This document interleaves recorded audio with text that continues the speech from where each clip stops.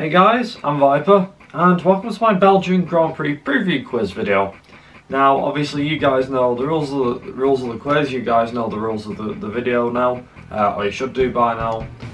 If you don't, go back and check a couple of quizzes, and you'll know exactly what's going on and how this video works. But all you should know, really, just to sum it up, it's basically just to test your guys' knowledge, and obviously I give my predictions on who I think will get pole position and top 5 in the race. So obviously we've had a big summer break. It's been a fair few weeks since we had the Hungarian Grand Prix, which was won by Sebastian Vettel, I believe. And obviously team orders at Mercedes, that made things very interesting as well. But obviously Belgium, fast flowing. Can I see Mercedes winning it?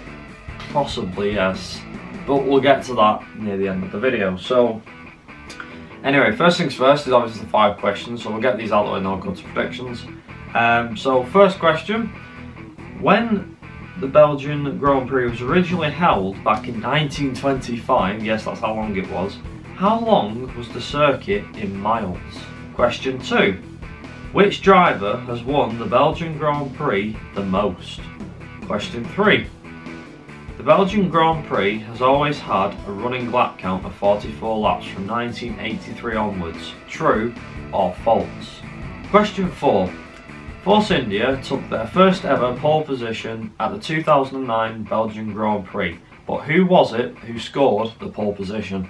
And lastly, question 5. Which constructor has won the Belgian Grand Prix the most? Now again, there might be some easy answers in there, there's a few hard ones in there, so we'll see what you guys say. But now on to the predictions. So, given the length of the Spa circuit and how long the lap is, I'd say Mercedes have got a bigger advantage over Ferrari. You know, like considering they're both pretty much equal this year, I'd say that this is in Mercedes' favour rather than Ferrari's.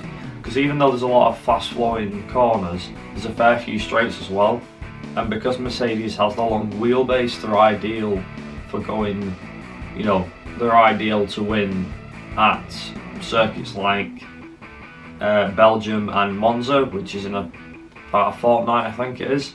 Singapore, I think, will be more Ferrari's thing, but anything that's fast flowing, I think, will be more Mercedes' advantage. But obviously, it's all down to the drivers and what they can do. But in terms of the Belgian Grand Prix, I think the cars that have got the longest wheelbase will tend to do quite well, unless they've not got a very good engine. So I think Renault have got a fairly decent wheelbase, but I don't think they're going to do that well because they've not got a great engine. But it'll be interesting to see how other teams get on, so obviously make sure to keep an eye on the Red Bulls, because you never know, they were a surprise last year. Keep an eye on Ferrari, you don't know where they're going to be, and obviously keep an eye on Mercedes as per usual. It could be a 3-way scrap, it could just be Mercedes run away with it. Personally, I think Mercedes will run away with it, just because of the fact that they've got a long wheelbase, you know, the wheelbase giving them a bit of extra straight line speed, and obviously Spa is a pretty fast flowing circuit, if I'm honest. Like, a lot of the circuits are a bit harsh and a bit tight, especially the hairpin, you know, the chicane at the end of sector 1, and obviously you've got the hairpin as well shortly after that. So obviously it's not ideal for them sort of corners, but then considering the rest of the cars, you can pretty much take flat out. I think they're pretty much going to be doing that this year. It's going to be interesting. Like I said, Ferrari's going to be interesting to see where they are, because personally I think that Mercedes have got an advantage, but whether Ferrari have some sort of, unless, I mean, sometimes teams can bring new parts, can't they? So Ferrari might be bringing new parts this weekend. I've not heard anything yet. But if they do, then that might be able to make that gap a little bit smaller, and they might not even be able to win. Because the car is obviously, as we've seen, it is a race winner, so, you know, never miscount the Ferraris. Red Bull, it'll be an interesting one, because obviously they've not got the best straight line speed, they've got a lot of downforce, so it's going to be interesting to see how they get on. So obviously it's all to play for this weekend, and obviously the championship spot is still going and all that stuff, so here's hoping anyway. So who do I think will get pole? I'd say that's going to go to Lewis Hamilton, although Bottas will not be far off his tail. It could be the other way around, but I'm going to say Lewis Hamilton get pole. If Mercedes is dominant, which I think they will be, I think it'll be a Mercedes 1-2 for a first time in a fair bit. So I think Lewis Hamilton will win from Valterri Bottas. I think Vettel will finish a close third.